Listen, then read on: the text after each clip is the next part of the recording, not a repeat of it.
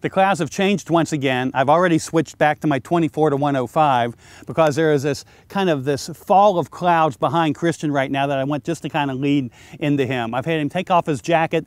We're kind of doing a high key kind of an image right here, and I think his jacket off, the white shirt against the clouds should look pretty interesting.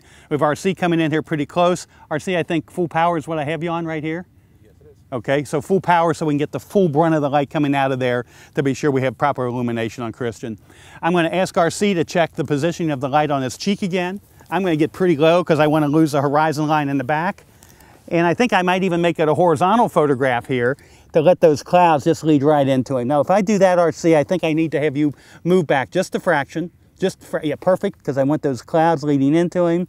I'm going pretty low here, chin down a fraction, looking, and then look over my head. Tilt your head back this way. There you go. Okay, RC, you got it. You might have had to rotate just slightly to your right, RC, since I rotated his head.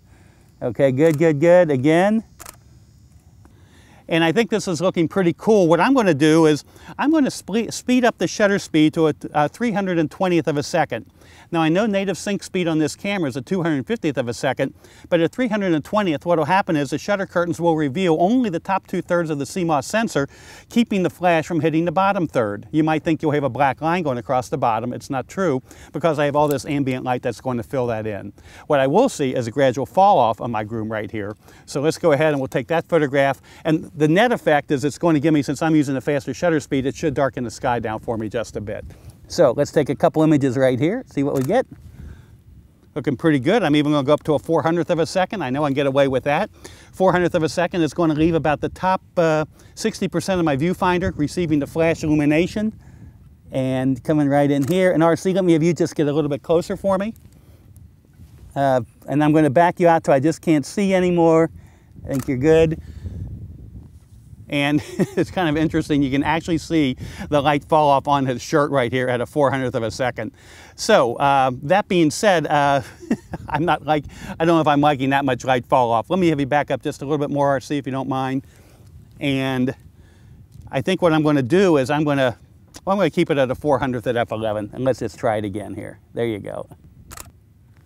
And another thing I can do, since I'm kind of at the limit of my light right now with the light coming out of the umbrella, I'm going to ask RC to remove the umbrella and just go the raw light. So we'll lose the softening effect of the umbrella, but we'll get 2 more stops of light coming out of that unit. And we got sharper light. I think I'm going to turn on my on-camera flash again to kind of fill in just a little bit. Let's see what that looks like here. And I think that's looking pretty cool with the horizon line very low on the ground right here. The lines leading in from the top right just coming right in here to the left. I can even, since I'm at f16, I can darken that sky down even more if I have RC give me full power, which means that now I can take my aperture from f16 to f22, which should darken that sky down even more and maybe give me even a more dramatic result. So again, here we go. And whenever I'm shooting full power, I tend to forget that it takes about 3.5 seconds for that off-camera flash to recycle, but I'm just shooting away, so a couple we didn't get the flash sync on. But we've recycled again. Last one for good measure here. Looks great, Kristen. Good, good, good. And I think when we look at the image, I think we got a really cool image right here. Again, young executive, groom, whoever it needs to be, but it's really about the lighting. It's getting the lighting on the subject, filling that lighting with the on-camera flash, and to get the result that I've got right here, I've got this coming in at about -1 stop. So anyway, I think a result turned out pretty cool here in this situation.